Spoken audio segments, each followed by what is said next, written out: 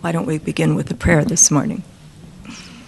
Heavenly Father, Divine Mother, Friend beloved God, Jesus Christ, Babaji Krishna, Lahiri Mahashai, Swami Shri Yukteswar, beloved Guru, Paramhansa Yogananda, saints of all religions, we offer our lives in service to Thee.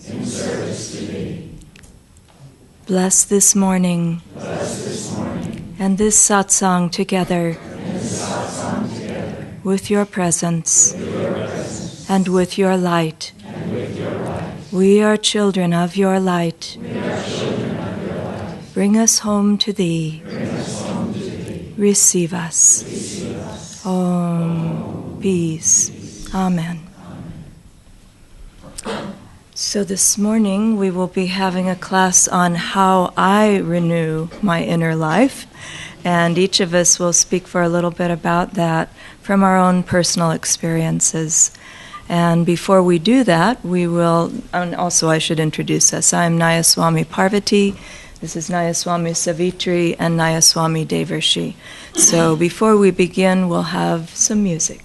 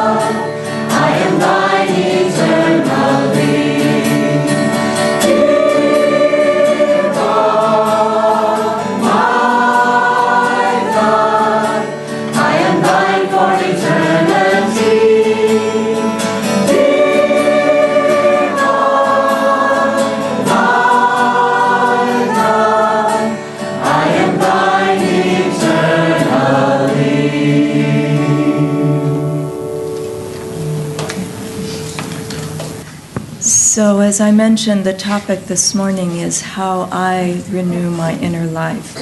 And for each one of us, that will be a little bit different. But one quote I remembered that was very interesting, Swami quoted it a number of times in his lifetime, and it's from Revelations in the Bible. I have seen your good works, but there is one thing I have against thee. Thou hast forsaken thy first love. And that's really what renewal is all about. Our first love is God and the Guru, Divine Mother. And we are born into this world of Maya, Mahamaya it's called, Great Maya. And it's a world of, as Jyotishan Devi so beautifully described, it's a world of constant change and very interesting, like a circus, like a great show. In India they call it the Leela, and that means play. And we're supposed to enjoy it, but it's very hard to enjoy it unless we understand who and what we really are and why we're here. Without that, it is, Master said, he said, Maya will eat you up. It will just devour you. And it's true, it's what happens. Because if we're only living in that way that's outward, then all of our energy is depleted constantly. And we never feel that renewal, we never feel that joy inwardly, which is why we're here. We are that in essence, and without that, it's called a veil of tears, this world. So anyway, but I was remembering when they were singing the song this morning that Swami wrote that. I was living in San Francisco at the time, and I remember it was all in Italian, and I said, what does città mean? And he said, city. So, but I was in a place where it was probably one of the highlights of my spiritual life because it was so challenging. And just to be able to live in the midst of a very busy city and a very worldly city, very entertaining, lots going on other than spiritual things, and nothing to really remind you of that unless you had developed that deep inner center and could see life in the city from that vantage point. So I was thinking about the term renewal, and there's a number of kinds of renewal that we have. And I think the first one that we have in this lifetime is when we renew our connection with Master. And I love the way that Devi talked about that the other day, and I want to say a little bit again about my own personal experience of that. At one point after I had been on this path for a while, I realized that I was born in Los Angeles in 1946. I knew that already. But I realized what that meant in a deeper way was that, wait a minute, for the first 5.5 years of my life, and people always say, well, where in Los Angeles? Right downtown, right in the middle of it all. But for the first 5.5 years of my life, Master was alive and living in Los Angeles, not far from where I lived. And although it wasn't a conscious touch, it was still, I thought, and that was the year the autobiography came out. And I've wondered, well, maybe I came to Los Angeles because of that. Maybe I was drawn there because of that. My own family was a good family. There were no strange energies going on in our home, and everything was very supportive and loving, but not at all spiritual, not overtly spiritual. The word God really was never mentioned. And it wasn't a negative thing, but just no real way to relate to that reality, that deeper reality. And so that time, then we fast forward to high school, which, as Devi mentioned, if you ever want to think about why you don't want to come back, just remember high school, which was always trying. It's like, who am I? Who are they? What is our relationship? Why am I here? And why, the big question for me was, why do people treat each other so badly? And I couldn't kind of ever resolve that. And I kept thinking, well, when I get to college, it will be better. And you know what? It wasn't. In fact, it was worse in certain ways. It was more nebulous and a lot of angst going on and people trying to figure out who they were and what life was all about in yet a more deep way. And for me, that occurred in Northern California, especially in San Jose, in the late 60s. So it was really an interesting time. I hit college in San Jose around 1966 to finish up my degree there. And interestingly enough, at that time, Sadhana Devi and I connected. She lived down the street from me, so we've known each other for a long, long time.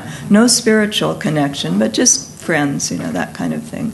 So, but I knew that there was something more in life, and I really was trying to figure out what that was about. I was ready to graduate from college, and the main question that came to me was, I can't graduate. I don't know who I am. And so what was my response to that? I took off that semester before graduation and traveled in Europe for 3 months. And after a few weeks of travel, I thought, well, this isn't it either. This won't answer my question, who am I? But at least it will be interesting, and it will give me perspective about what life is about, what it looks like outside my own culture, that kind of thing. So it was very valuable. But then I moved along, and by the end of that time, I knew it was spirituality I was looking for, but I really had no idea what that meant. And so the next 3 years I explored. Now, right at that moment, I went to Santa Barbara for a summer school class, which didn't happen, but I was there. And I was exploring spiritually, just somehow meditation was in the air for me. And I went into a bookstore, and I was saying this to someone, and someone said, "You ought to read that book." And it was the autobiography of a yogi. And at the time, I knew nothing. I looked at it and I thought, well, I don't know, India, it's so emotional, and, he looks like a woman, and I couldn't relate to it at that particular time. It took me 3 years to come back to that place where I could really relate to it. At any rate, I was kind of enjoying life, but what happens is once you put out that soul call, and that's what you really want. And I was challenged in that, by the way, not so much by my family, but by what was happening all around. San Jose State was the scene of some of the most intense demonstrations with tear gas and political and a lot of crazy people running around. It was really a fun time in a way, but just, wow, what was the right thing to do? And I remember I could feel deeply within it was spirituality that would answer my questions and nothing else. And I remember a man who was very politically, radical, and he came in and was talking with me, and I said, spirituality. He said, "Oh, you're copping out, huh?" And I said, "Yeah." It sounded fine to me, because I could see what he was doing was going nowhere, was just going to run itself out. But at any rate, so I experimented around. I graduated. I still didn't know who I was. I went to work at the welfare department in San Jose, which was really an interesting experience. Sadhana Devi had worked there as well, I think. Anyway, but then there came a point, and it's very interesting as you look back on these things. I was 24, and really the bottom dropped out. I just thought, I can't do this. I've got my BA, sent it to my parents. It was and very sweet. I mean, they were very supportive, but that didn't mean anything. I went to work. That was strange. And we weren't really trying to help people. We were trying to police them, and I thought, I'm not into that. So, but at any rate, by the time I was 24, I'd worked a year, and the bottom just dropped out. And I thought, I cannot live like this. And it was like, when Krishna opens his mouth in the Bhagavad Gita and shows Arjuna all of who he really is. Well, it was like Divine Mother opened her mouth and said, this is what life will look like for you if you continue on in this way. And it was meaningless. It wasn't horror, it was gray. And it went on forever. And I thought, I cannot do this. So I thought, okay, save every penny you've got, 6 months, quit, and look for what you really want. I knew it involved meditation. I knew I needed help. I knew I needed support. And so I did that. I was with someone at the time. We, at the beginning of January, cut it, and we're going to travel. And right at that point, walking by the campus, which I was no longer involved in, San Jose State, was a man with a van. Out of the back of the van, he was selling Be Here Now. And somehow, that quirky book, it's very quirky. We have a copy at home. I looked at it and I thought, huh? But somehow, Ram Dass was able to capture the sweetness of the guru-disciple relationship. And that, at that moment, after the bottom had dropped out, I thought, that's it. That's it. Now, we were still planning this trip, so we went traveling, went all up and down from the Bay Area, clear up to BC, Canada, and back. Didn't find anything. There were hundreds of little communities started at that time, but it wasn't our karma, my karma, to do anything else. And so came back to the Bay Area and found a flyer for a 6-week course in meditation and yoga postures. And I thought, oh, postures, okay. Meditation, yes. Went to the first class. On the way to the class, we went to a bookstore. And my frame of mind at the time was, I don't think I can stand to go to one more spiritual bookstore and look at books. It was done. I really wanted something. And when you put out that soul call, Divine Mother listens and makes those arrangements for you. So at that point, we went to this bookstore, yes, and I thought, okay, well, now that we're here, I need a good book. Biographies are always good, so let me look for that. Looked on the shelf, there was the autobiography. Didn't jump out at me, but I thought, oh, big, inexpensive, yeah, it'd probably be fun. So I pulled it off, and, again, not conscious enough to say, wow, but I pulled it off, I bought it, and then we went to the first class. Well, this first class of this meditation series, we didn't know anything about who was teaching it. It happened to be taught by a man, Kersi Bulsara, who was a student of Swami's and the year before had just taken over all of his classes in the Bay Area. So he taught this class, we learned a lot, we meditated, and he told us about Ananda. But again, it's interesting how this unfolds for you. He made it sound really difficult to come here. He said, well, if you're going to go up there, you really need to be together. You need to have money, and you should probably take a business with you because they need that. And I thought, well, I'm kind of together. I have a little money, and I don't know anything about business, So I thought, but this sounds really good. So my friend and I came up, and we came up in August of 1971 for a couple of different weekends, camped out. Satya was there, greeted us, let us just camp in our car, and but it was so wonderful because backing up to that class and buying the autobiography, when Swami said he read it in 3 days, that's what I did. I opened that book, and it was just, I thought, wow, this is it. I couldn't believe it. And we had nothing. We had rented an apartment. There was no furniture in it because we weren't sure what we were doing at that point. But at any rate, reading that and then visiting Ananda, and there was nothing here. There were a few little domes at the meditation retreat. Swami gave classes, all of that. But what I felt deeply and immediately was it was the same vibration as the autobiography of a yogi. And it was thrilling to me. It was like, wow, how could this possibly have happened to me out of all the things that could have happened? And so I came back, and then the next summer moved here. And again, that feeling really continued. And it was Swami Kriyananda, yes, giving everything.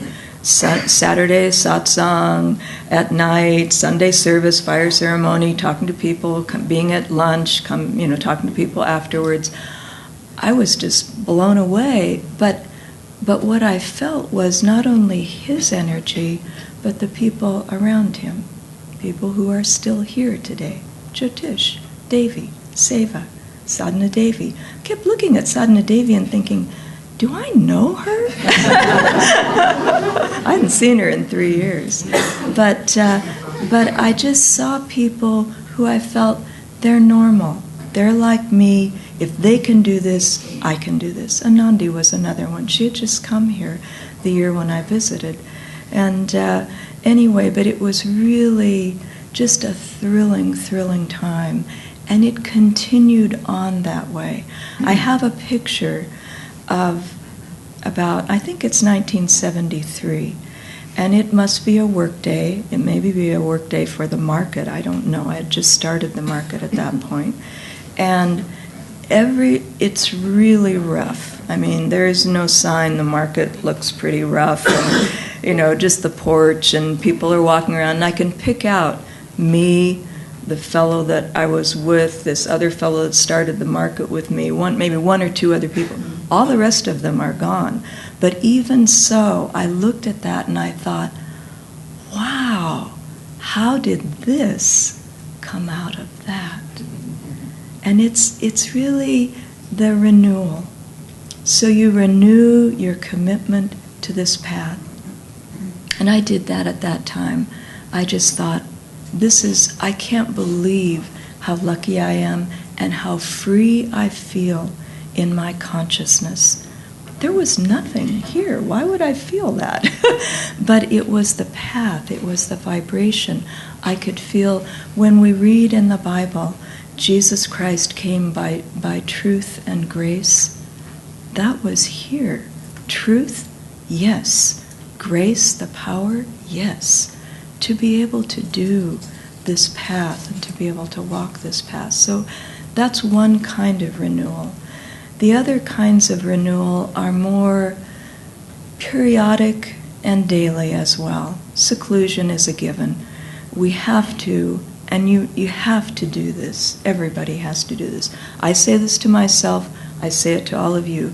Every year, take seclusion. No matter how hard it is, do it. Because without that break in the normal daily routine, you don't renew. You just keep going and going. And I think it's partly why people keep going and fall away. Because there isn't that sense of really touching into the deepest part of what this path has to offer. Leaving everything else behind. We're not here. As Swami said, and again, over the years, we had to put out a tremendous amount of energy to build Ananda, every single person here. But he would always say in the midst of some great campaign, don't forget why we're here. We're here to find God. Don't ever forget that. No matter how busy we get, we're not here to build buildings. We're not here to do campaigns. We're here to find God. And so that renewing, that coming back to that all the time, very, very important. So seclusion is vital. No matter how hard it is for you, do it. It will happen, and it will revitalize your spiritual life in ways that nobody can tell you about. But it's important also, in our society there's a feeling of, I don't want to be alone. What will happen to me if I'm alone?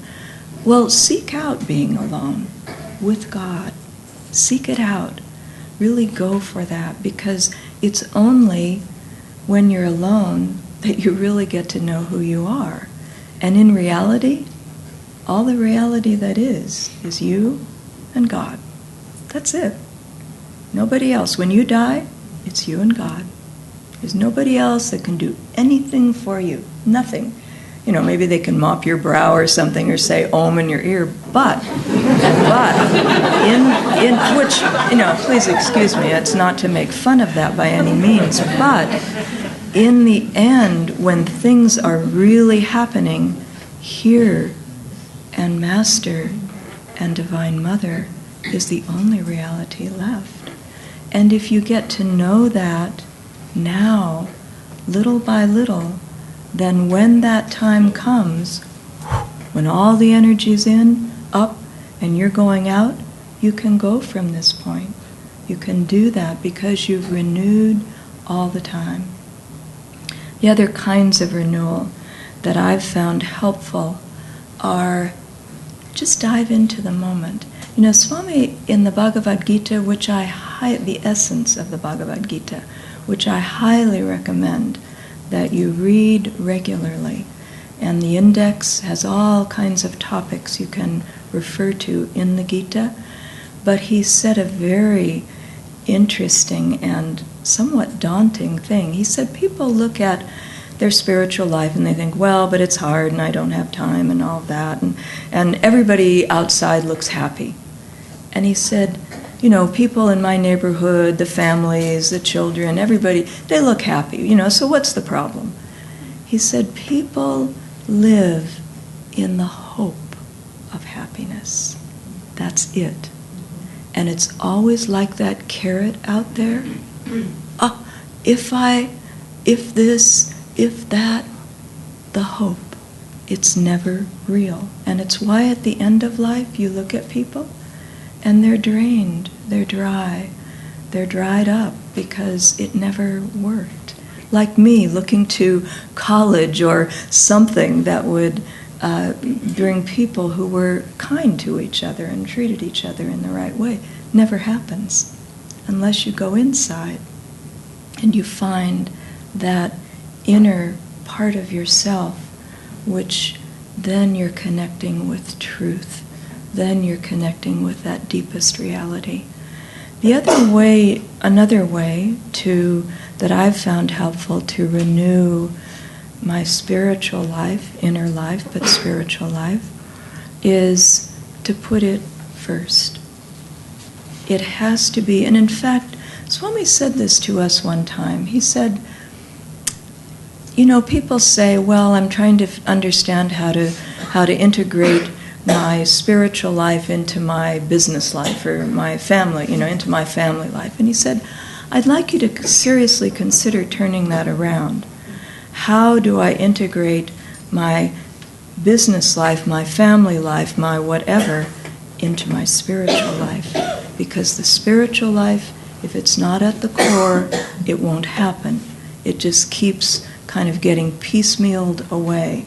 But if it's at the core, then every single decision that you have to make, every delusion of Maya that comes your way that may or may not be okay, who knows, but every single thing, you have a place to refer that back to, and that is your only deep commitment to the path. With that, it's like, you know, the puppet. You pick it up by that string, and everything else can fall into place.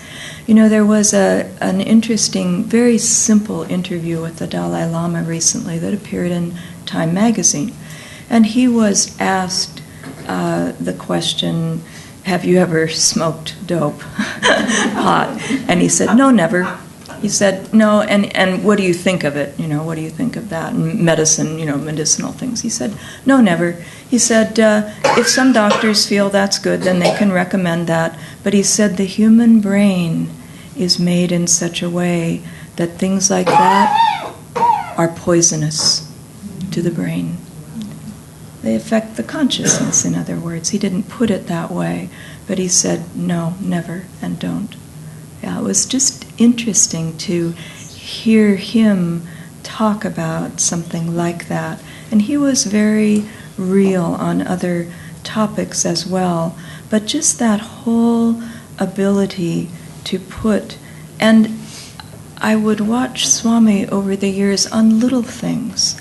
Because if the spiritual life is the core, then there are reasons to do or not do many things, and some of them are small, but it's like we're keeping our commitment to Master by doing everything we can. I watch Swami never eat meat, never even like Caesar salad dressing with just a little tiny thing of anchovy. Nope, not that. Never drink alcohol.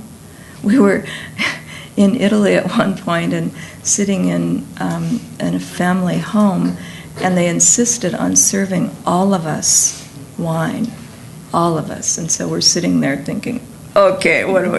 Swami, his spilled somehow, miraculously. I can't remember what because it's offensive, so we didn't want to be offensive, but it's like, so I think we, and then, left. But just in the small things, and then more in the last few years, I can't remember where he said it, but he said, being on the spiritual path and being more and more in tune, he said it's little constant acts of will. Little constant acts of will. We think, oh, renewal, this big thing, but it's really renewing by the minute, by the second, just those little constant acts of will that bring you more and more into line, into alignment, into attunement, deeper and deeper with your spiritual path. So, other things, I think one of the things that's been most inspiring to me is thinking about, in a way of renewal, is thinking about that divine as a friend and as the whole path. I like the concept of the divine romance. And it's just very sweet to think about. When Jyotish was saying the other day about Divine Mother being consciousness, that's how I've always related to Divine Mother, as consciousness. And, I've often thought, it would be so wonderful to have a painting of that, but I've never been able to imagine what that would look like as consciousness. But just that whole feeling of that divine presence is with us all the time. All that happens to us is that we're either closed to it or we're open to it. And as we open to it, then that divine starts to interact with us. And it's not just opening. We have to open with energy. We have to open with consciousness. And we have to keep the heart open. But doing that, then we find that divine presence is there all the time, and it's with all of us very intimately in every atom of creation, for heaven's sake. And so we're able to start to see, again, as Jyotish and Devi were mentioning, and Master said this, he said, when you invite the divine in, that divine will take away everything that's keeping you from it. And he said, you can't, well, I don't know if he said this, but you can't look at that as things that are being mean to you. They're things that are meant to free you. And it's breathtaking when you think about, and it's a good thing to think about as a way of renewal, of things going away in your life. Possessions, people, things you have, whatever. But just being willing to let those go, if it's your will, if it's the divine will, to let that go away. Because, again, when we look at, are those things helping us to go deeper, or are they blocking us from going deeper? And for each of us, that will look very different. When you come to the center of the spiritual path, think about Swami and how he expressed himself. He was very free. He was a friend to everybody. And he felt fine about having a nice house and having nice furniture, and just, it was because it was always an expression out from his center with Master, with Divine Mother. So one last thing I'll say before closing is that the other part that's really important to pick up on is to really be aware of those moments when the divine is trying to come to you. And don't pass them off. One of the hardest things to do, we've all touched on that, peace, love, joy, light, sound, whatever it is, but can you hold it? Can you maintain it in your life every day. And that renewal is allowing us to hold, to maintain, to expand our territory, where we don't have to be just in our meditation room. We don't have to be just in our little area. We don't have to be just at Ananda Village. We can be anywhere and feel that divine presence within us. I was thinking back to when in this room in 1982, Swami Kriyananda first offered the higher Kriyas here at Ananda Village. I had been here 10 years at that time, and it was a thrilling time.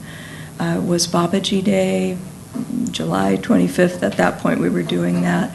And it was Sunday morning before Sunday service, which amazing that he did this, but offered all the higher Kriyas to several hundred people. And afterwards, it was so deep and so deeply thrilling that I was living in San Francisco at the time. And I remember walking out onto the porch out here, and I thought, you know, if I leave and go back there today, I'll lose this, a lot of it. And so I asked my friends, Diana and Ram at the time, and I said, you know, would it be all right if I stay here for a week? I really feel I need to. And they were willing to just take on my classes and whatever other duties that I had. It was awkward, but it was okay. But I thought, this is more important than anything right now. And just look for those moments in your life spiritually when that happens, because it is happening. If you ask for Divine Mother, if you ask for Master, if you want this path and want it more abundantly, it will come to you. But maybe you block it. Maybe you don't let it in. It's not convenient. It's not what you'd like to do right now.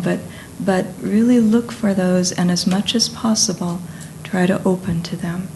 Because as you do, that will renew your spiritual life, your inner life, in ways that you never imagined possible.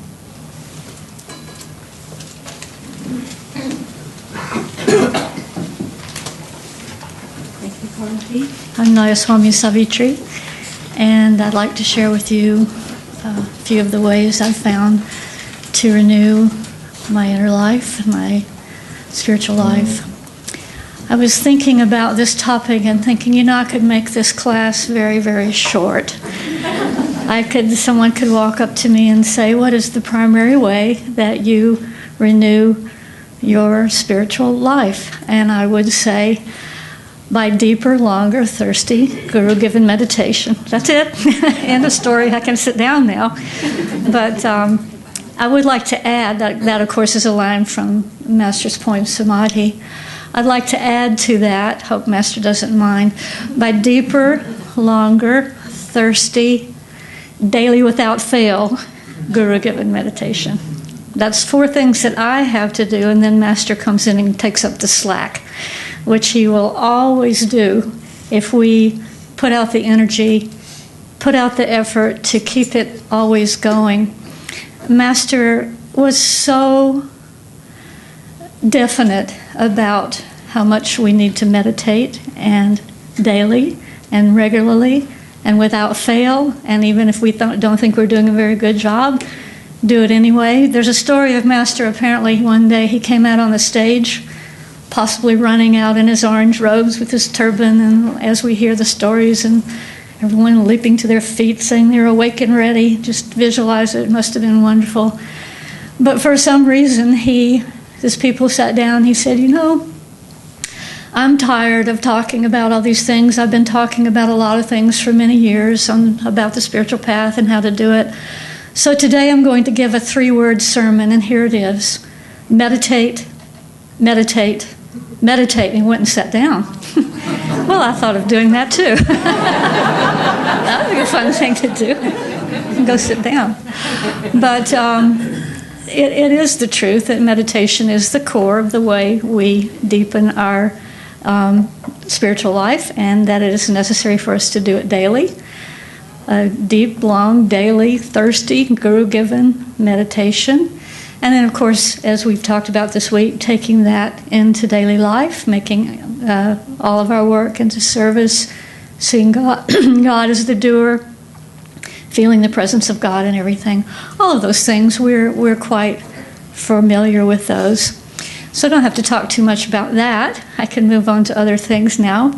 I would like to talk just a little bit about something that's been going on here in the community, which has been a lot of fun for people. One of our wonderful newer members here, Rachel Ebke, has been going around making these little video clips, and she'll just ambush someone and say, "Tell me why you meditate," and they will explain. And it's a little video clip, and it's on our website, and they're wonderful to watch. One of the most recent ones I saw, it really struck me. It was Prakash, and you might have seen it. I think he's here. I hope I'm not going to embarrass him too much, but it's just great. He's standing in this working man's outfit, Swami Prakash. It's blue, but it's blue collar, and he's standing in front of his backhoe. Isn't it great that blue-collar workers who are Nayaswamis are in their right outfits?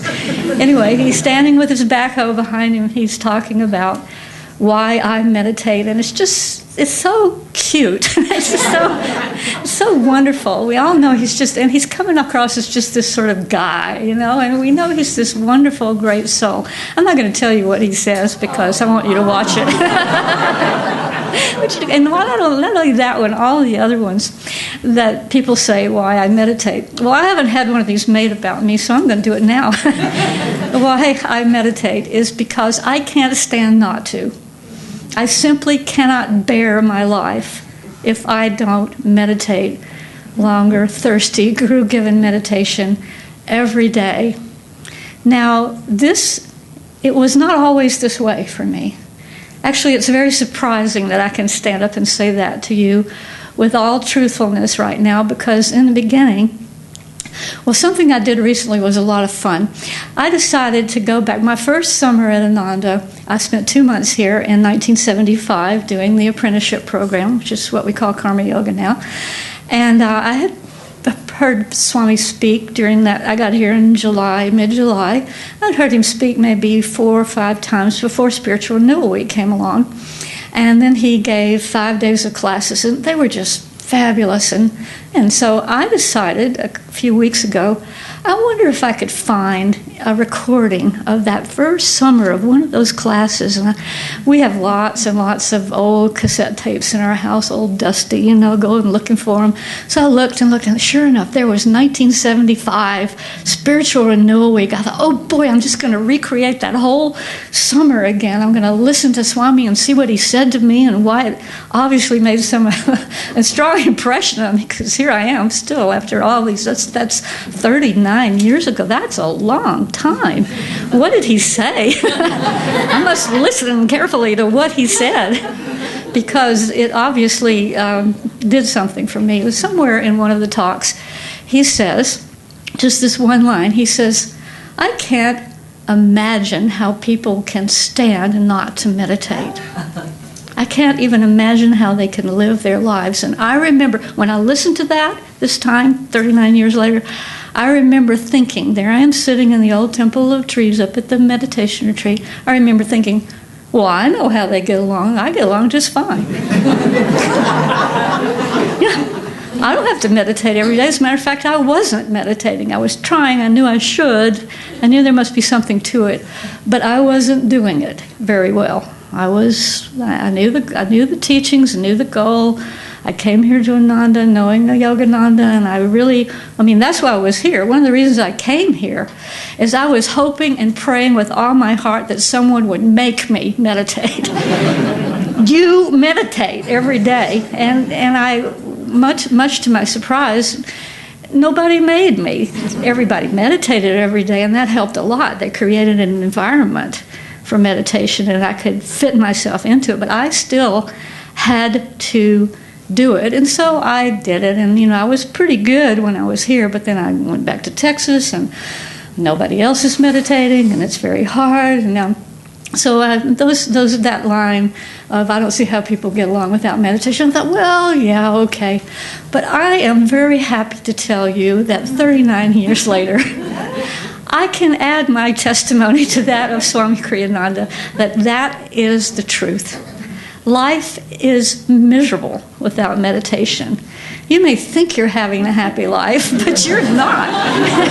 If you don't meditate every day, regularly, faithfully, Guru-given meditation.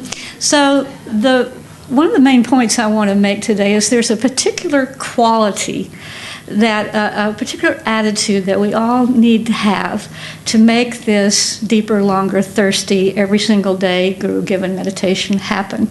I want to read to you from the Rubaiyat of Omar Khayyam Explained. This is quatrain number 28. Such a wonderful book. Every single word in it is like just so beautiful.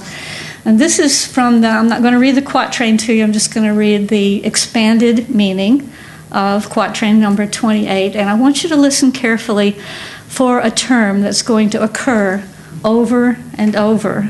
This is Paramahansa Yogananda speaking to you, speaking to me, so listen carefully because I'm going to give you a pop quiz. What is this concept?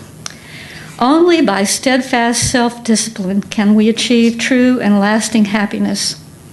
To foolish people, this inner work seems a prescription for self-torture. Self-discipline is, however, the only way to bring the unruly mind under control. By self-discipline, we succeed in transforming sorrow-producing patterns of behavior into those which give us inner joy.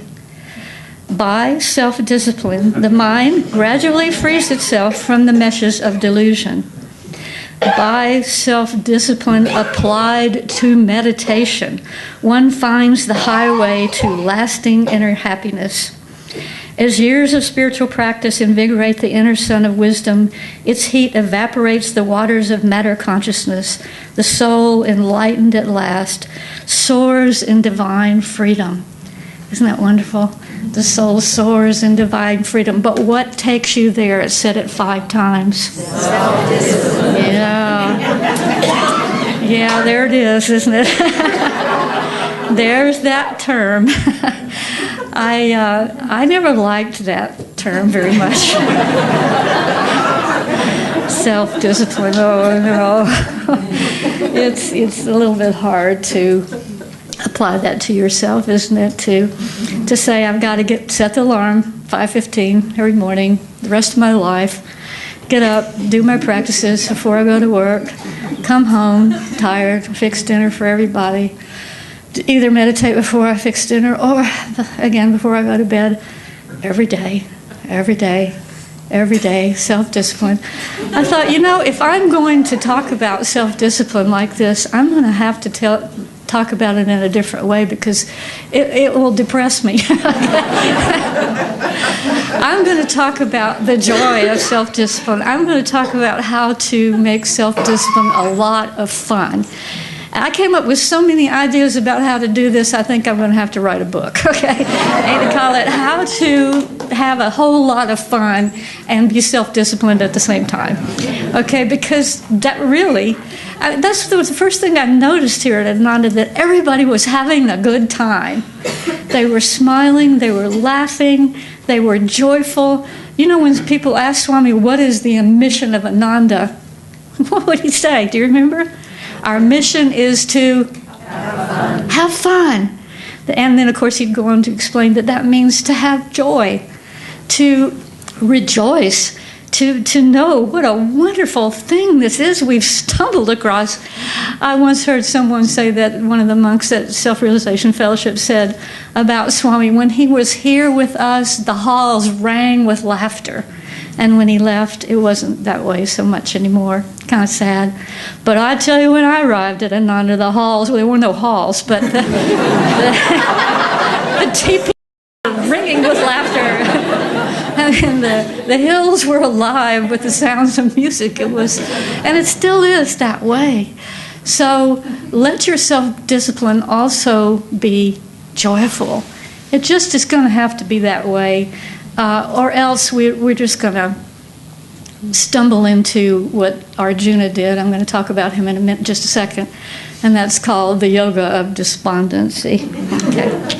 But I want to tell you a quick story about something that happened to me. I'd been here at Ananda for maybe I don't know, 5 or 6 years, I was leading the afternoon sadhana here in this room, and I was doing my best to be joyful, as I always try to do, because that's what I felt inside, and energization, postures, chanting, meditation. After it was over, I walked out into the hall there, and there was a man here. There were probably 15, 20 people at the sadhana, and he was waiting for me out there in the hallway. And I just walked out and I said hello, and he said, okay. He says, now you can just come off at any time, come off the act. And I said, what? He said, nobody could be as joyful as you seem to be. You're just acting. I know you are. I've seen other people here. I've only been here a day and a half, but why don't you all just come off of it, and be real here? Well, I was astonished, I just come out of meditation. I was feeling great and blissful and all. And I said, look, I'm really, I apologize, but what you see here is what you get. I'm not putting on an act. I said, I do feel joyful. And he said, yeah, right. And he did. He just turned and walked away from me. Well, I said a little prayer for him. And I happened to know the man was going to be here for a week. And the poor guy, what was he going to experience? But I tell you, he had the integrity. Bless his heart. I don't remember him. I don't think I've ever seen him again. But he had the integrity at the end of the week to come back to me and say to me, I'm sorry for what I said to you. He said, I know now that it's not an act. He said, there is a wellspring of joy here, and it must be from what you're doing. And that is the truth. That's where the joy comes from. So be joyful in your practices. Swami used to tell us over and over, and don't try to just be joyful. Don't meditate to get joy. Meditate joyfully. Meditate in a joyful way. So I wanted to, before my time goes out and here, I wanted to just give you some of the little fun tips that I have found in working with making meditation more meaningful, more joyful, and to have fun with it. Okay, I hope I'm not harping on this too much, but I think it's pretty important, really. Okay, as many of you know who know me, know that I work a lot with the chakras. And there happens to be a chakra. I'm going to give you another pop quiz here. It's like school, isn't it? There happens to be a chakra that is most closely related with this concept I'm talking about, self-discipline. Okay, the self-discipline chakra. It's one that's pretty much devoted and dedicated to that. So think about it for a second, and then I'm going to ask you to hold up a finger. First chakra, second chakra, third chakra, fourth chakra, fifth. Which one is it? Okay, think about it a second. Okay, here we go. 1, 2, 3. Hold up your fingers. Okay, I see a lot of 3s out there. She's got a couple of 1s here. Yeah, okay, it is number 3, because this is the place of fiery self-control. Fiery self-control. That means self-discipline, enthusiasm, joy for life. And who is the Mahabharata character who dwells there in the third chakra? That's Arjuna. And you can have a whole lot of fun with Arjuna. He's the general of your armies. He's the most powerful warrior that ever lived. And guess what? He lives right there inside of you. He's ready to offer you all the possible help that you can imagine. You can't even imagine how much help Arjuna can give you if you'll just bother to tune into it a little bit, okay? And that's just one chakra. You've got a bunch of other ones. But because I'm talking about self-discipline and making self-discipline a lot of fun, I'd like you to have just a little brief conversation with Arjuna and with another chakra, which I'm going to mention in a minute. So in order to do this, I'd like you to take your left hand and place it right here over your navel. That's where the third chakra is. Just sit up straight, because we're going to go into the spine. And when you go into the spine, you really need to feel the length of the spine and feel this area of the third chakra, the whirling, spinning ball of light. And now take your right hand and put it on top of the other one, and go inside yourself and feel the energy there, the energy of fiery self-control, of self-discipline, of loving self-discipline, of energy, of enthusiasm, of great joy, a very joyful fire burning there, burning away all your delusions, giving you strength and energy to walk this path. And now I'd like you to say mentally, not out loud, just mentally within yourself, say these words. Hello, Arjuna. Hello, Arjuna. Hello, fiery self-control. I'd like to know you better. I'd like for you to help me in my spiritual path. I'd like you to help me find my way to freedom. And you know what Arjuna says back to you? He says, I thought you'd never ask. So keep your eyes closed now and keep your left hand over your navel, and with your right hand lift it up and touch the point between the eyebrows. And here we're going to meet another character from the Mahabharata, the one we've been talking about so much all week. This is the third eye, the spiritual eye, the point between the eyebrows, the Kutastha Chaitanya. But for simplicity's sake, we are going to call this Krishna, because this is the place of Lord Krishna, the one who drove the chariot for Arjuna. So in your mind, not out loud now, but just mentally, say, hello, Krishna. Krishna represents God, the Guru, the enlightened ones of all times. Hello, Krishna. Nice to meet you. Will you help me also?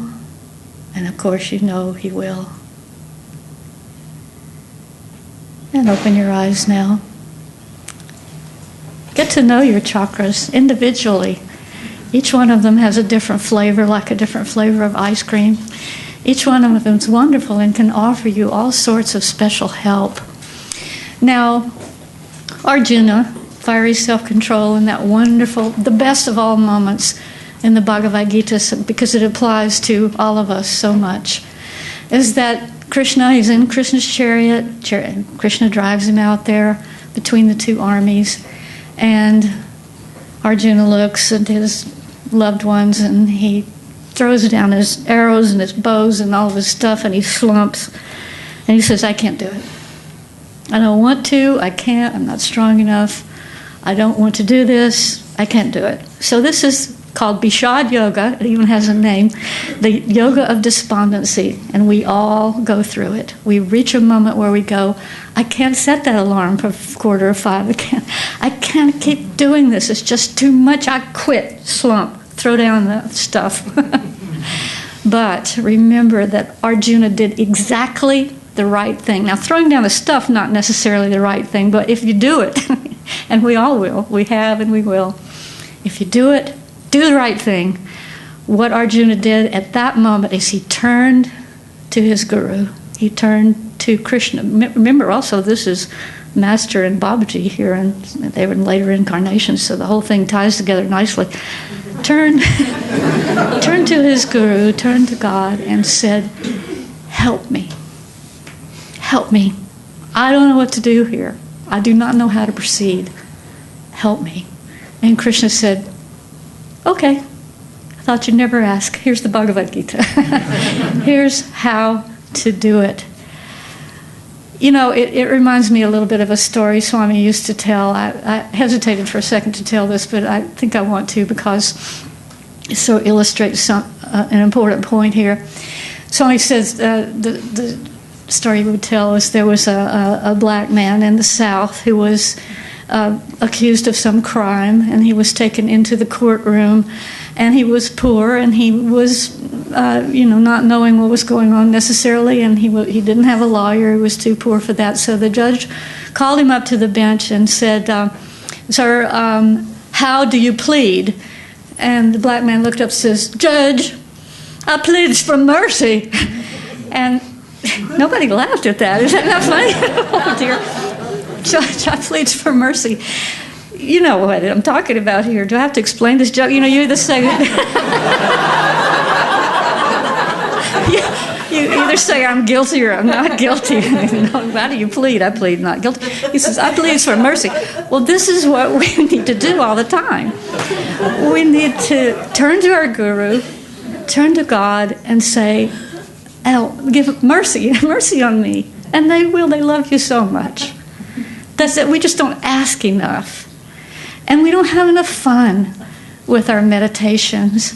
And we don't find, I've found so many little tricks. This is what I got to put in this book. Little tricks to make myself meditate when I don't want to, or to make it more fun somehow.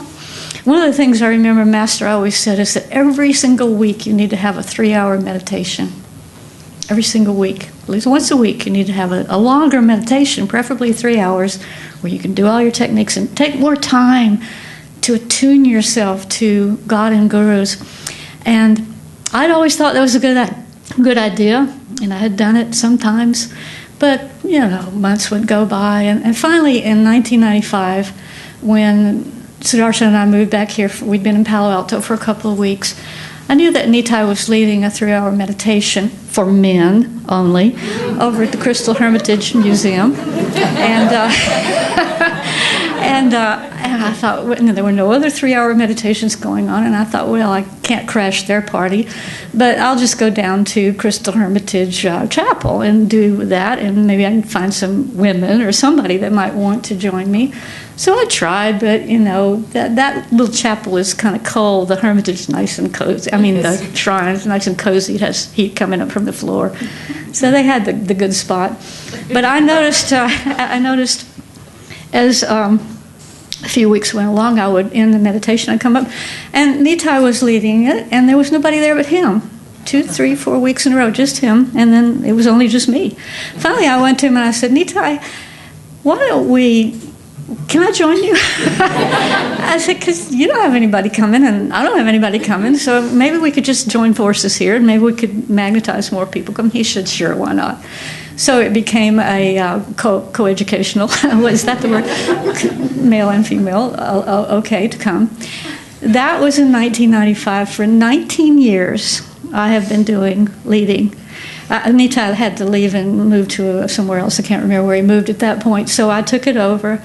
And what's been so wonderful about it is that I have to go because I have the key to the door. If I don't go, nobody's going to get in, or no, it's not going to be led. So I have forced myself through my own energy I have a strong vein in me of responsibility, not so much to myself, but to other people. So I tricked myself in having a 3-hour meditation every week. And now I'm just not sure how I'd ever get along without it. It's just so wonderful. But the alarm clock goes off at 4:45 on a Saturday morning. I've been working hard all week. It's tough sometimes. But I've been doing it so long that I just know it's going to be okay. I have a little song I sing as I drive in the cold and the snow and the rain over to the Crystal Hermitage on many mornings. And I get there and I open it up, the door, nobody's there but me.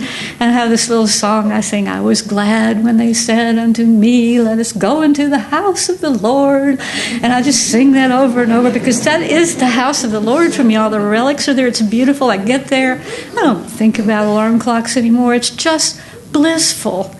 But I had to trick myself into it. I often have to trick myself into energizing, too, even after all these years. I had this thought comes into my mind that says, I'm too tired to energize. Now, that's a great thought, isn't it? So I come back to that voice and I say, okay, well, let's just do the first 1 or 2, okay? Step out on the porch here. And then, okay, well, it leads me into it. And then I've entered it. Now I feel like meditating. On it goes. Look into your own heart. This is what I want to say to you and leave you with this morning. Look into your own heart and say, how can I make this fun? How can it be wonderful for me? How can it be joyful? We all know that it is, but there are ways that we can enhance it. There are ways, and there are many, many, many ways that you can do it in your own personal and creative way. I'd like to close by just telling the story once again that you all know so well. It's in the path. And it's where Master told this story. He said it was like a vision he had. He was a young man who was down in a hot, dusty marketplace, and everybody's kind of walking about being miserable. This is symbolic of the world and all of us in it. And he thought, oh, this is a terrible place. And so he looks up. This is always a wise idea. Look up, no matter where you are. And he sees a mountain. At the top is a beautiful garden and just crystal waterfalls and everything you ever wanted. And the opposite of this dusty, hot hubbub of a market. And he looks at it and he goes, that's where I want to be. And then the next thought comes. Do you remember what that thought was? Oh, but it's too high. I'm never going to make it. How often did that thought come into my mind, into your mind? But then he turned around and said, but I can, what? Put one foot in front of the other. He went over to the mountain and started climbing it, and before he knew it, there he was at the top. So whenever you lose heart, whenever you lose faith, whenever you are feeling the yoga of despondency, turn to your guru and help you, and then the next thing you do is say, I can put one foot in front of the other. Thank you. I'm going to talk about how the inner life, it implies that there's a separation and a difference from the outer life. And really, if you want to, for me, renew your inner life, you want to get rid of that separation and bring the two together. You want to bring your outer life into your inner life into your outer life. And it's just very, very helpful over time, you'll find, to renew your inner life all day long. And it's a great theory. It's a challenge, but it's a good challenge to pick up and try. But it helps in the beginning, and I'm going to start by just zooming out from the picture, because we get caught up in the details. And the life at Ananda is very busy. People who don't live here, I know your lives are busy and you get caught up in all this stuff that's going on. And it helps just to zoom out and get the big picture. And one thing that really helped me with this was my very first winter at Ananda. I was living over by the Crystal Hermitage at Ayodhya. And there had been a lot of snow and freezing rain, melted, froze again, and even the trails were ice, not to mention the entire road going over to the Crystal Hermitage to the parking lot there was just almost like a skating rink. And one morning I came out and on my walk over the hill to the garden, and there was a single car there in the parking lot trying to get out. And I just thought, come on, you can't be serious. Park the car, I'll have a walking partner to go over the hill with.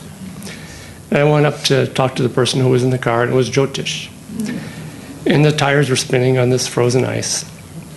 And you have to realize that in those days, the cars, it was probably about a 1967 Plymouth Valiant with bald tires, roughly, because almost all of our cars were that year and that model just about. And he said that he had to get over the hill because he had an appointment, I think, in town or something, and he needed his car. And so could I try to help him push it? And again, I was really dubious and skeptical. And so I started pushing, and he started, it was rear-wheel drive, so I could see the tires right there. And the idea was just to turn the tires just enough without spinning them, and I would push as hard as I could. And I found that if I pushed as hard as I could, the car remained completely motionless. If I pushed less hard than I could, it would actually start spinning and moving backwards. And so I stopped and thought, okay, I need to do more here. Joe just really feels like he needs to get over the hill. I'm going to try again. And I used more willpower and tried even harder. And I found that if I used more willpower, more than I thought I had, and more muscle, then, you know, both of us have to keep in mind we're very, very scrawny looking young guys in those days, that the car could just inch along. Just, you would push as hard as you could, and it would just incrementally, inch by inch. And there was about maybe 100 yards to get to a place where there was a downslope. And after about 10 minutes of this, and not many inches, I stopped and I said, Jyotish, I don't know that I can do this much more. He said, oh, let's trade places. And so I got in the car, he started pushing, and he saw it. At first I thought, well, I'm not a very good yogi. Let's see how it's done. And well, it was the same thing. inch by inch, just incremental. And you couldn't even slack up because the car would start sliding backwards when the tires started spinning. It was just like, I think it was Davey mentioning, that there's no treading water on the spiritual path. It's either swim and keep your head above water or sink. And so we kept going at this, and after a while it became more of a spiritual challenge than anything else, because nothing could be that important that it would take half an hour or whatever it took to get that car going again. And finally, after trading places many times and pushing and going, and finally he reached the top of a rise, and once you get the momentum and get going, you don't stop and look back. I don't know that we ever even talked about it, or we didn't high five, and because the outer life is the inner life in a way. And zooming back from that experience, you can see that that is really the life of Ananda. And it's everyone's life, our spiritual life. We have all these things that we're doing. And in the case of Ananda, it's building Ananda against impossible odds. You look at it, and I think it was Parvati mentioned that I still look at the people who came here in the 1960s and 1970s, and I think, those people built this, and it just doesn't add up. But you'll find that in the end, it's not about the stuff that we have built or created. And in your own life, whether you're living in a city, raising a family, in the end, it's not about the stuff. And it's so easy to get caught up in the moment and the challenge and the car being stuck and the baby crying and our health challenge and this and that. And so remind yourself of the big picture. It's not about the things. It's about, in that case, it was about developing absolute determination and willpower. And everything that is given to us, really, and I'll get into this a little bit later, is given to us by God, by the Guru, to help us grow spiritually and to develop particular qualities that each one of us needs to develop. And so zooming out and seeing the big picture, understand that the outer life is not separate from the inner life. It's all the same. And so we're given these opportunities in meditation, in active life, and in the end, again, it all is one life. It's the inner life. But again, it's very difficult and challenging because we get caught. The energy starts going out, we forget about God, we forget about the inner life, and so we come to a time like this where we renew it. But it can be very difficult to go away from a week like this and bring it into daily activity. People, I can't tell you how many times I've experienced it. I've had a seclusion. I go very deep. I think, boy, I've got it now. When I get back into the world and back into the challenges, nothing's going to shake me. And then, very first day something comes along and knocks me over and I forget all about it. And so the way out of that sort of trap is to bring the inner into the outer into the inner.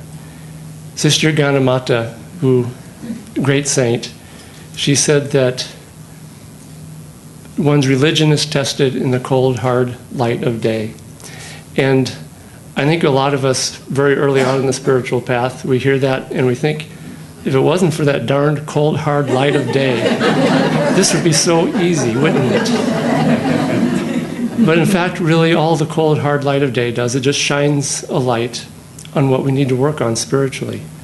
And you'll find, again, if you bring those two together, that what you develop, in the case of pushing that car, willpower and determination, and the determination to succeed even when there's just incremental progress, and even when there's incremental progress, not just over minutes or an hour, but over the years, you find that spiritual quality carries you deeper into meditation and closer to God.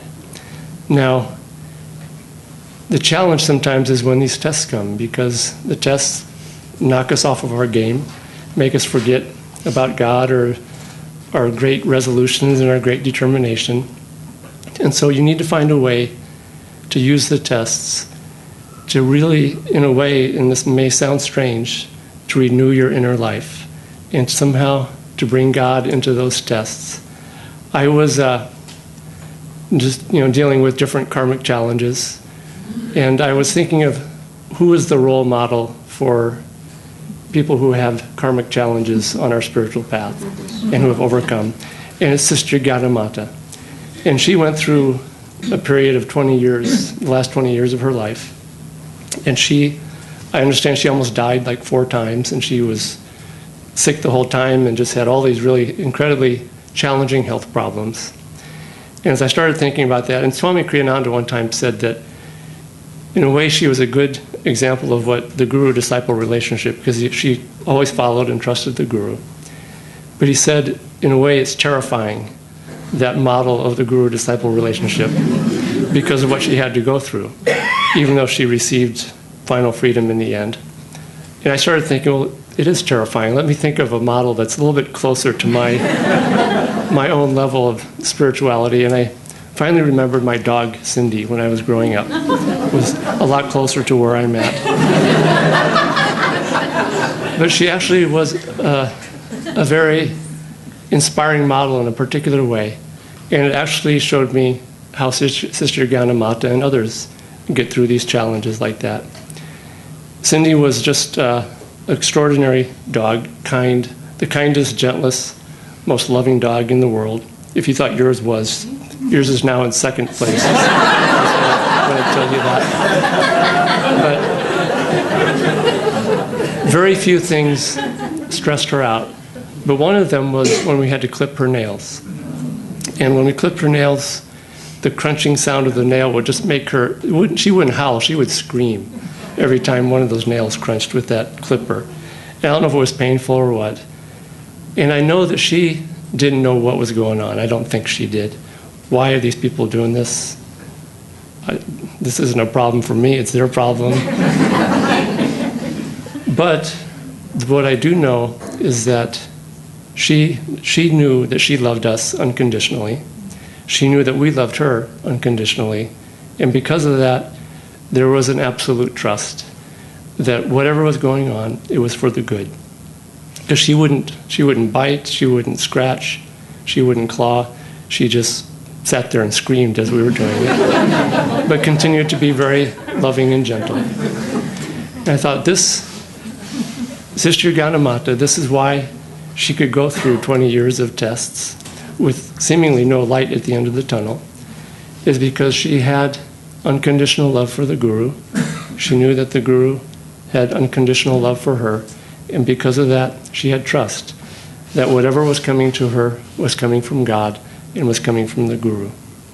This is what Jyotish and Devi, I think, alluded to this at one point, that once you get onto the spiritual path, Swami Kriyananda, when he asked Anandamoyi Ma, what is this about, when he was thrown out of SRF, his biggest test? And she said, it's the Guru's grace.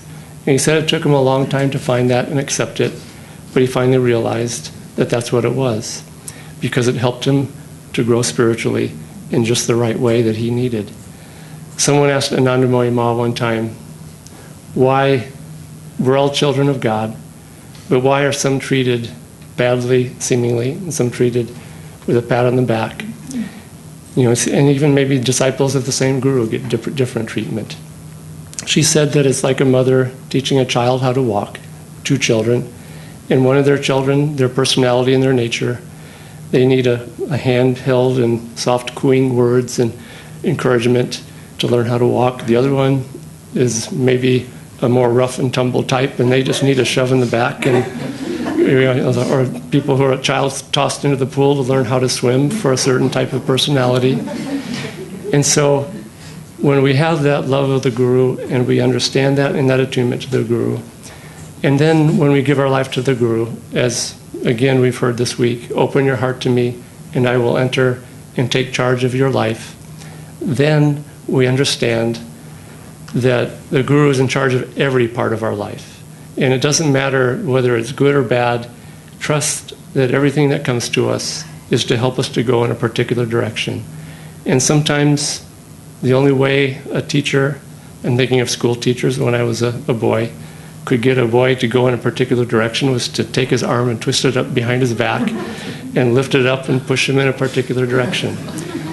And so trust that even though it seems like it's a challenge or pain or why is this happening to me, this isn't a very spiritual thing to happen to someone, is to get you to go in a very particular direction and introspect and bring the inner life into the outer and the outer into the inner.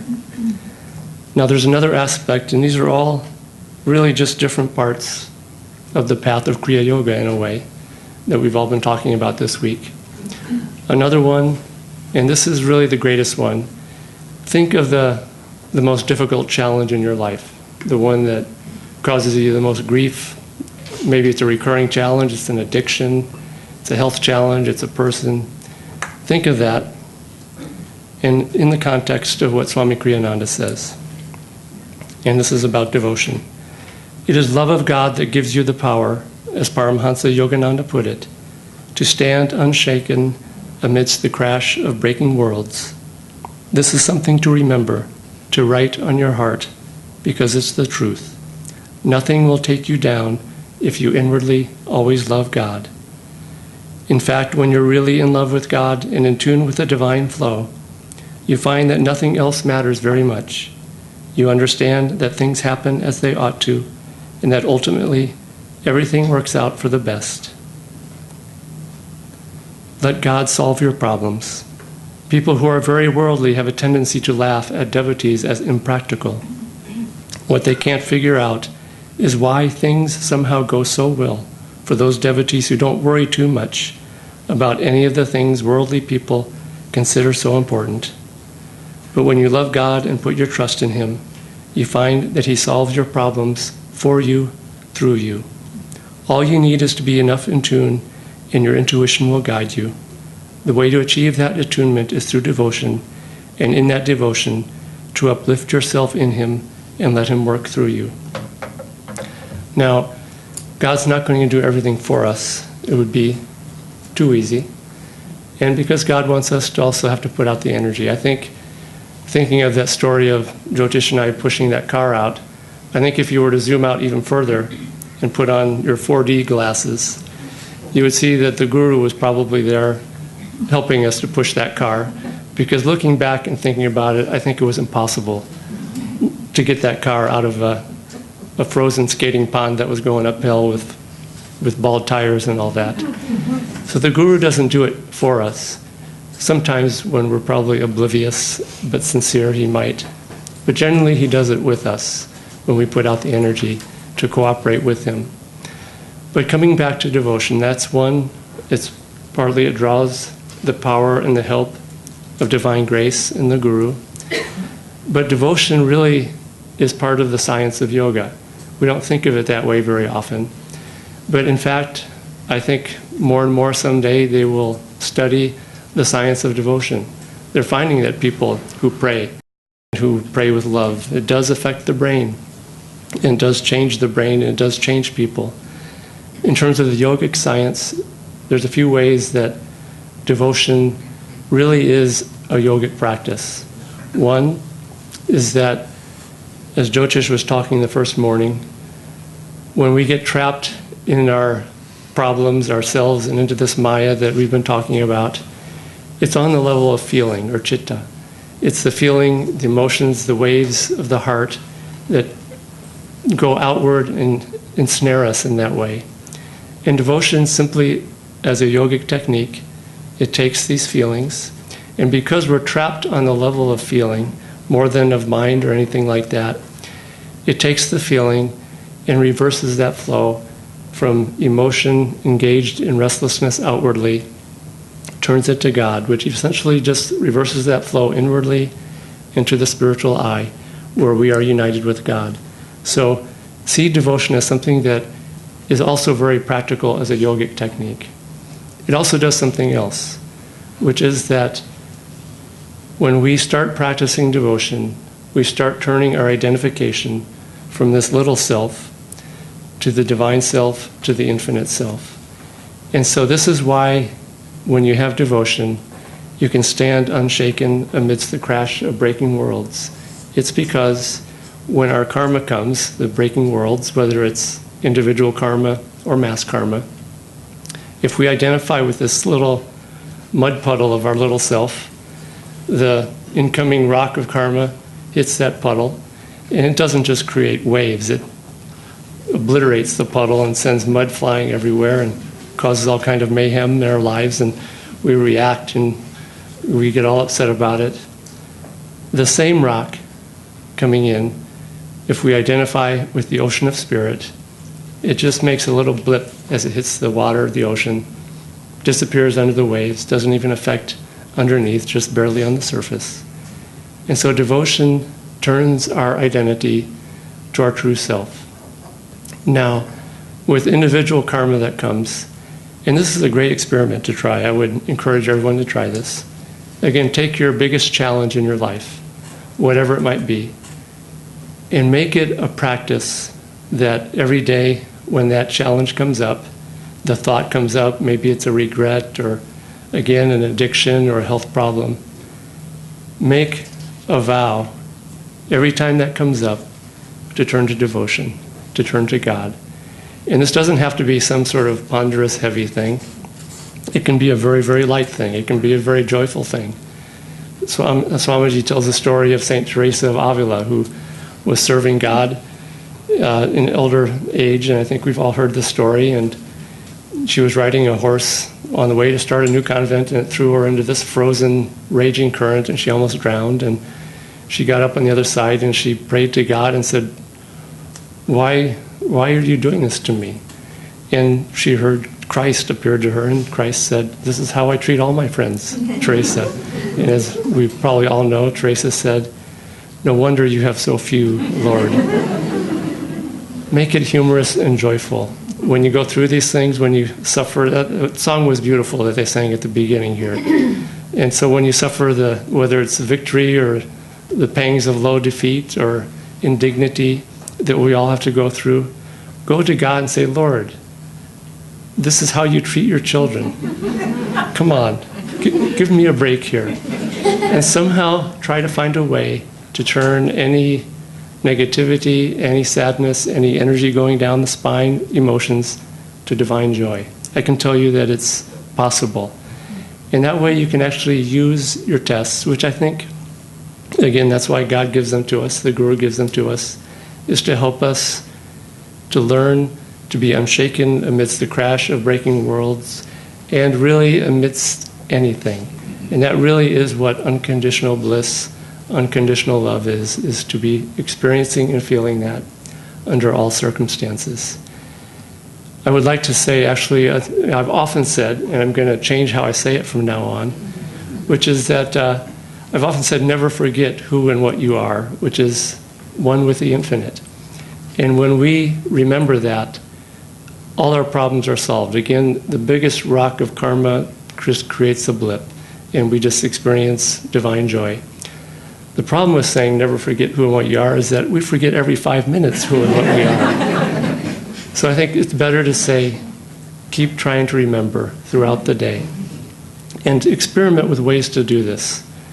You'll find that if you just work at different ways to bring, again, inner life into outer life and vice versa.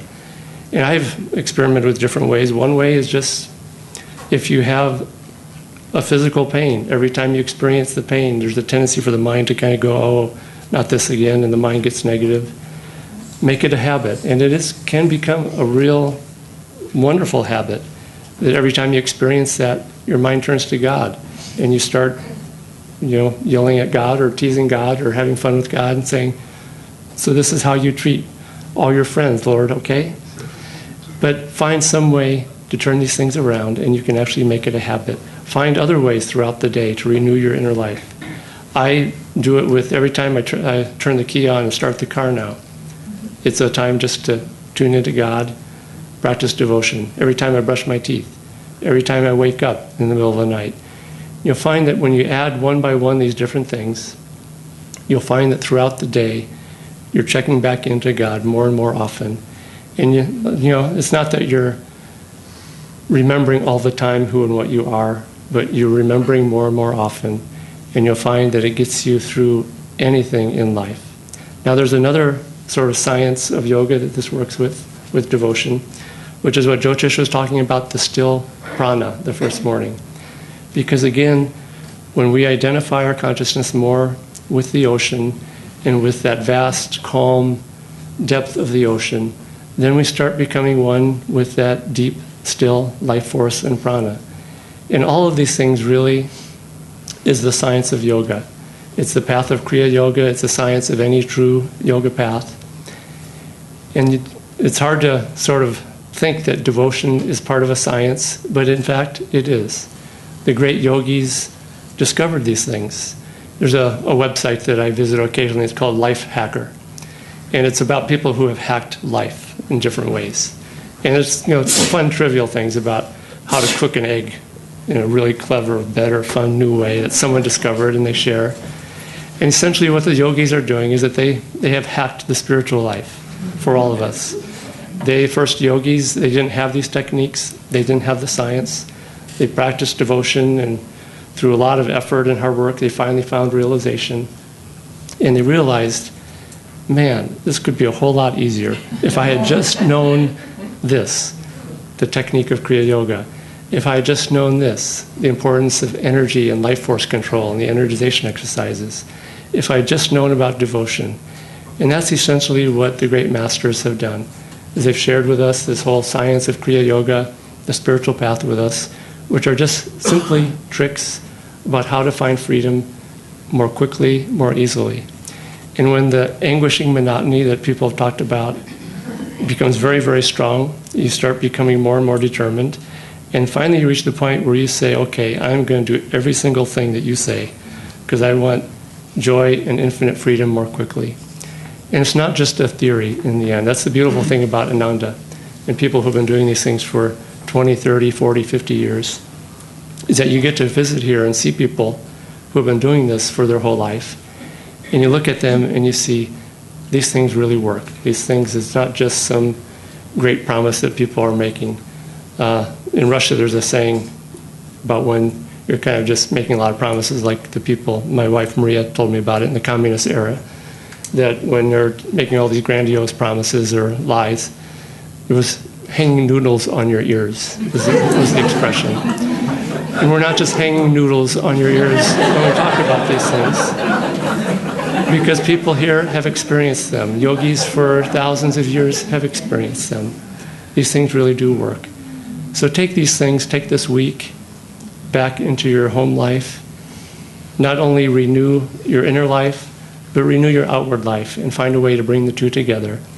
And you'll find that eventually they all becomes one more and more beautiful, more and more joyful dance with God, dance with the infinite, and that all of that becomes one. So blessings on all of us with our spiritual practices, and as we take these things later this week back into our outer life and bring that into our inner life.